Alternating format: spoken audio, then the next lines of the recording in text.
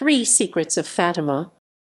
The Three Secrets of Fatima are a series of apocalyptic visions and prophecies which were purportedly given to three young Portuguese shepherds, Lúcia Santos and her cousins Jacinta and Francisco Marto, by a Marian apparition, starting on 13 May 1917.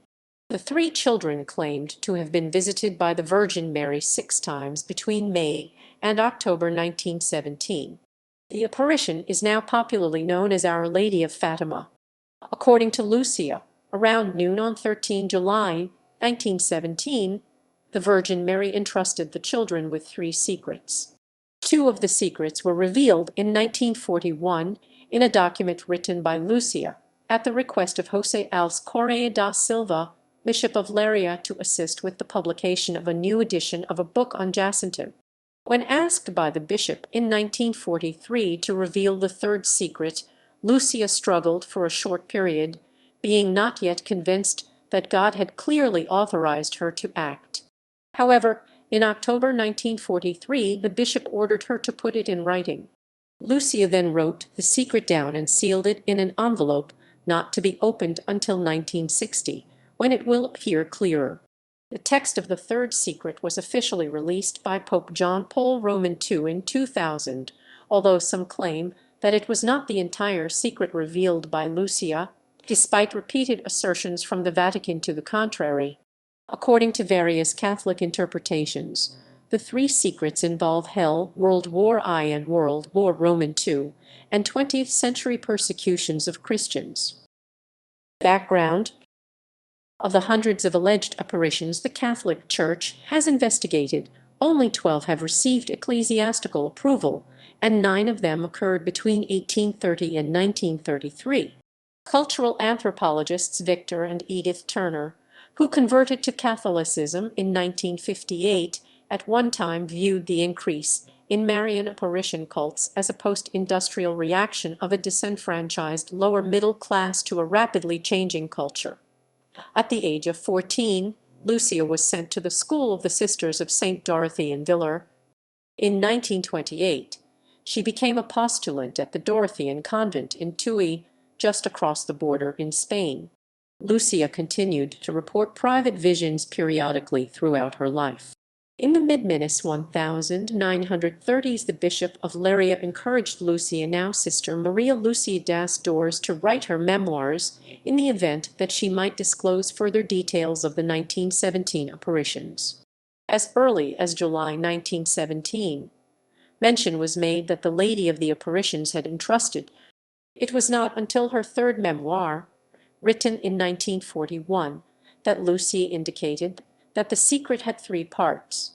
In this she follows Melanie Calvet of La Salette, whose secrets were written down almost 20 years after the event. 1st secret. In her 3rd memoir, written in 1941, Our Lady showed us a great sea of fire which seemed to be under the earth. Plunged in this fire were demons and souls in human form, like transparent burning embers, all blackened or burnished bronze, floating about in the conflagration, now raised into the air by the flames that issued from within themselves, together with great clouds of smoke, now falling back on every side like sparks in a huge fire, without weight or equilibrium. The demons could be distinguished by their terrifying and repulsive likeness to frightful and unknown animals, all black and transparent. This vision lasted but an instant. How can we ever be grateful enough to our kind Heavenly Mother, who had already prepared us by promising, in the 1st apparition, to take us to heaven? Otherwise, I think we would have died of fear and terror. 2nd secret. The 2nd secret was a statement that World War I would end, along with a prediction of another war during the reign of Pope Pius Roman XI, should men continue offending God and should Russia not convert. The 2nd half requests that Russia be consecrated to the Immaculate Heart of Mary. You have seen hell, where the souls of poor sinners go. To save them, God wishes to establish in the world devotion to my Immaculate Heart. If what I say to you is done, many souls will be saved and there will be peace. The war is going to end, But if people do not cease offending God, a worse one will break out during the pontificate of Pope Pius Roman XI. When you see a night illumined by an unknown light, know that this is the great sign given you by God that he is about to punish the world for its crimes, by means of war, famine, and persecutions of the Church and of the Holy Father. To prevent this, I shall come to ask for the consecration of Russia to my Immaculate Heart, and the communion of reparation on the first Saturdays. If my requests are heeded, Russia will be converted, and there will be peace. If not, she will spread her errors throughout the world, causing wars and persecutions of the Church. The good will be martyred, the Holy Father will have much to suffer, various nations will be annihilated. In the end, my Immaculate Heart will triumph. The Holy Father will consecrate Russia to me, and she shall be converted, and a period of peace will be granted to the world. In 1925, Sister Lucia reported an apparition of the Virgin Mary at the convent of St. Dorothy at Pontevedra, Galicia. She said she was asked to convey the message of the first Saturday devotions. By her account, a subsequent vision of the child Jesus reiterated this request. In 1930, she wrote to her confessor that in 1929 she had a vision of both Mary and the Holy Trinity, in which God had asked for the consecration of Russia to the Sacred Hearts of Jesus and Mary by the Pope in communion with all the bishops. The message regarding the establishment of the devotion of the 5 first Saturdays is reminiscent of that reported by Margaret Mary Alacoque in the 17th century, which led to the first Friday devotion. It is unlikely that this message was conveyed to the Pope, but the Bishop of Leiria suggested that she write her memoirs in the event that she might reveal further details of the 1917 apparitions. In her third memoir, written in 1941, Sister Lucia recalled that at the apparition of 13 July 1917, the Virgin Mary had first mentioned the consecration of Russia and said that she would return to give particulars. The second prophecy was not disclosed until August 1941, after World War II had already begun. Skeptics have questioned whether Mary in 1917 referred explicitly to Pope Pius Roman XI, as Ambrogio Ratti did not choose that regnal name until after his election in 1922. Further, the European portion of World War II is generally held to have begun on 1 September 1939, and by then Pope Pius Roman XII had succeeded Pius Roman XI. As for the conversion of Russia, the Bolshevik Revolution did not happen until November 1917. Some proponents of the Fatima prophecies argue that the secret did not say that the war must begin in Europe, and during the pontificate of Pius Roman XI, Japan had already invaded China in 1937, which is generally seen by historians of China and other parts of Asia as when the Second World War actually began, a view which also has qualified support from some West. Some critics argue that the Russian Civil War 1918–1921, the Irish War of Independence 1919–1921, the Chinese Civil War 1927–1000. Proponents of the prophecy will point out that the second secret called for a war worse than World War I, not simply any armed conflict. In addition, with regards to the conversion of Russia, there was already at the time strong revolutionary ferment in Russia before the Bolshevik Revolution, as witnessed by the earlier February Revolution in 1917 and the active communist and anarchist movements, which would explain Mary's reference to the conversion of Russia on 13 July 1917.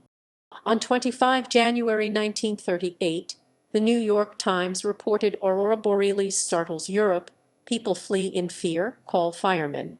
The celestial display was seen from Canada to Bermuda to Austria to Scotland, and shortwave radio transmissions were shut down for almost 12 hours in Canada. It is noteworthy that during the final hour of this aurora, Christian Rakovsky was undergoing interrogation in the Soviet Union, giving information to Stalin about Western involvement in Hitler's rise, suggesting an alliance with the Western powers against Germany. As a result of the 2022 Russian invasion of Ukraine, Pope Francis announced he would consecrate Russia and Ukraine to the Immaculate Heart of Mary. Third secret. Sister Lucia chose not to disclose the third secret in her memoir of August 1941. In 1943, Lucia fell seriously ill with influenza and pleurisy. Bishop Silva, visiting her on 15 September 1943, suggested that she write the third secret down to ensure that it would be recorded in the event of her death. Lucia was hesitant to do so, however. At the time she received the secret, she had heard Mary say not to reveal it, but because Carmelite obedience requires that orders from superiors be regarded as coming directly from God, she was in a quandary as to whose orders took precedence. Finally, in mid-October, Bishop Silva sent her a letter containing a direct order to record the secret, and Lucia obeyed. The third part of the secret was written down by order of His Excellency, the Bishop of Leiria, and the Most Holy Mother, on 3 January 1944. In June 1944, the sealed envelope containing the third secret was delivered to Silva, where it stayed until 1957, when it was finally delivered to Rome. It was announced by Cardinal Angelo Sedano on 13 May 2083, years after the first apparition of the Lady to the children in the Correia area, and 19 years after the assassination attempt on Pope John Paul II, that the third secret would finally be released.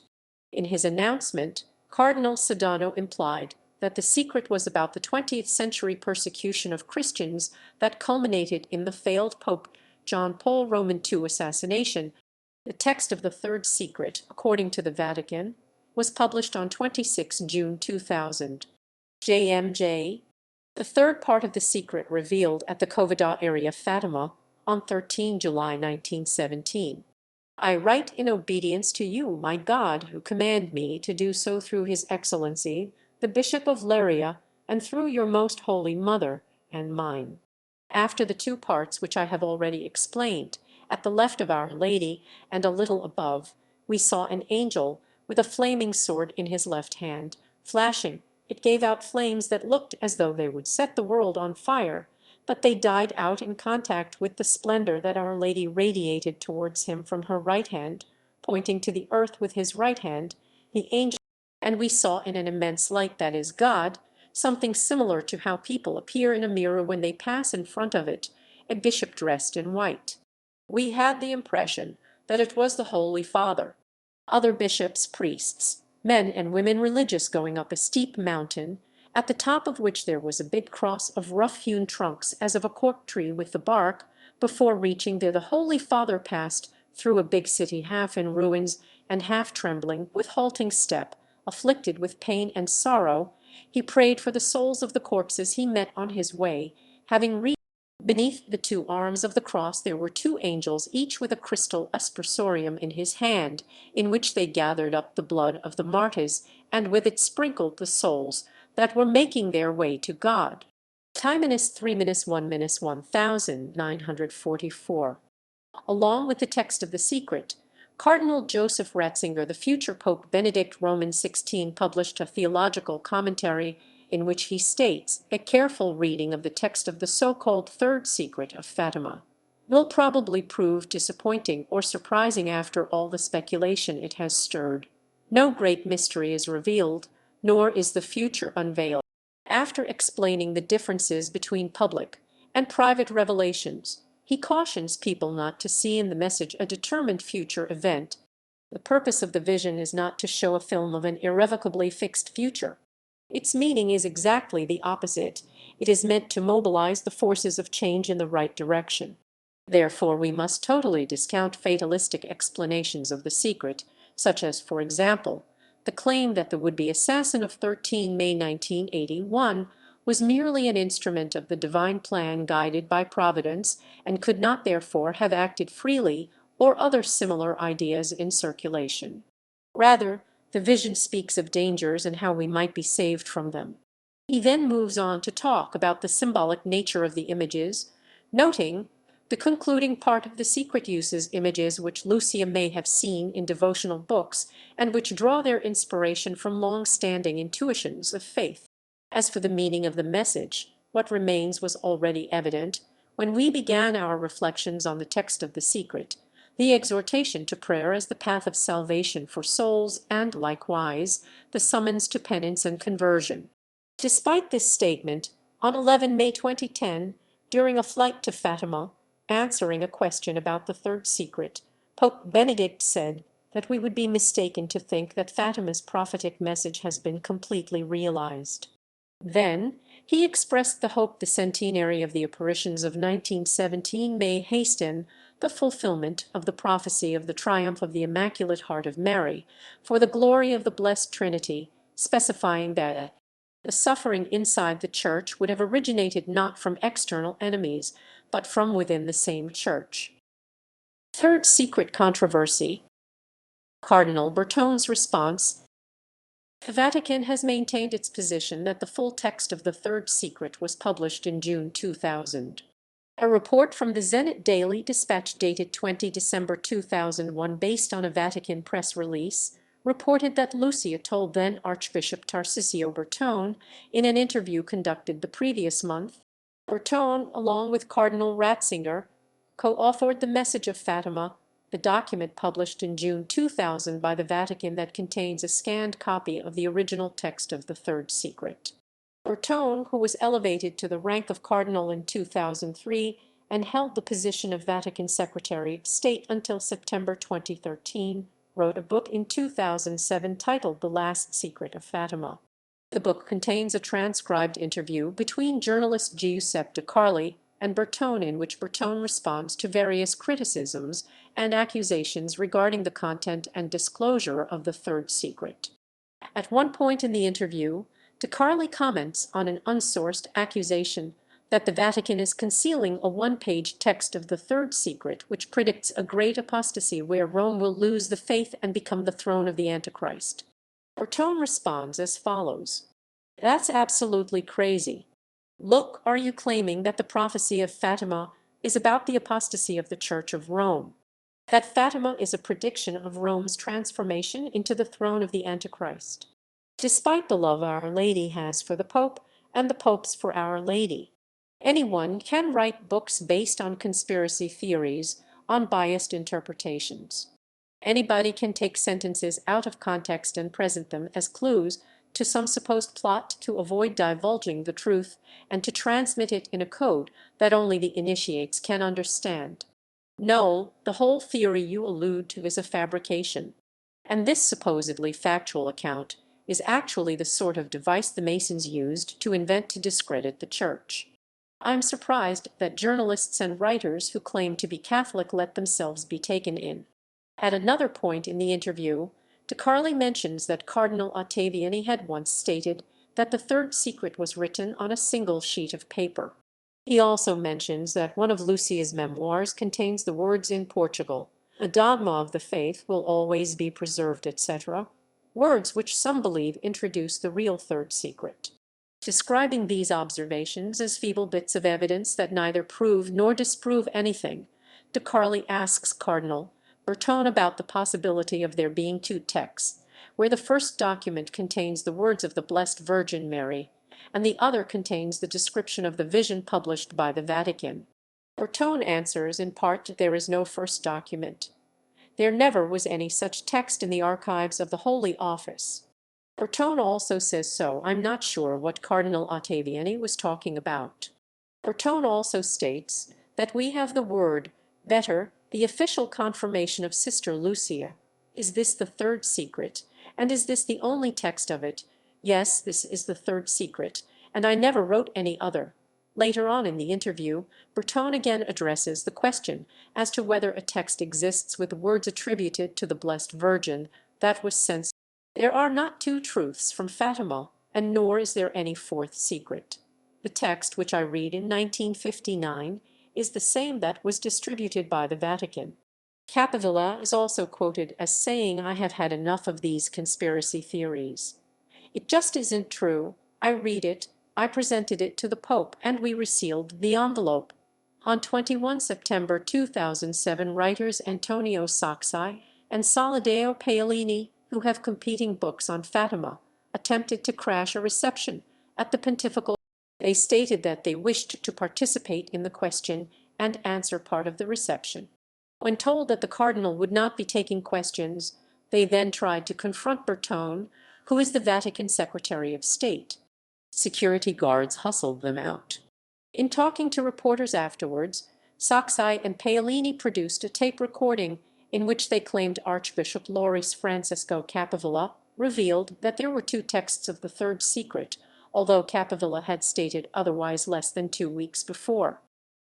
Pope John Paul I and Paul I, Paul I, Paul I, Paul I, Paul I, the Catholic Counter-Reformation group, founded by theologian Abgeorge de Nantes, takes the position that the released text is the complete third secret, but refers to Pope John Paul I rather than John Paul Roman II, pointing out that the latter, after all, did not die when he was attacked, while the bishop in the third secret did. John Paul I had met Lúcia Santos while he was Patriarch of Venice and was deeply moved by the experience. In a letter to a colleague after his election, he vowed to perform the consecration of Russia which Lucia said Mary had asked for. Commentaries.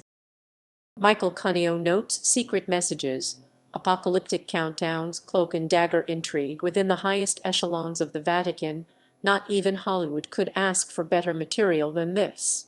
To understand and appreciate Fatima is to understand and appreciate Portuguese Catholicism. Jeffrey S. Bennett takes note of how, starting in the 1930s, the image of Our Lady of Fatima developed into a rallying point for anti-communism, an idea that spread far beyond the Iberian Peninsula. Martindale mentions a concept where the fruits of a phenomenon are more important than its historical origins. Therefore, it is possible to conceive of a vibrant cultus where the strength of the devotion, shrine, or pilgrimage can outweigh uncertainties regarding its origin. According to Maunder, Fatima demonstrates not only how seriously Catholics took the revelations of an enclosed nun remembering visions she had experienced at the age of 10, but also show how difficult it is for the hierarchy to manage a movement of popular piety, despite critics' claims of manipulation. Following Fatima, there would be proliferation of apocalyptic manifestations, such as at Neseda,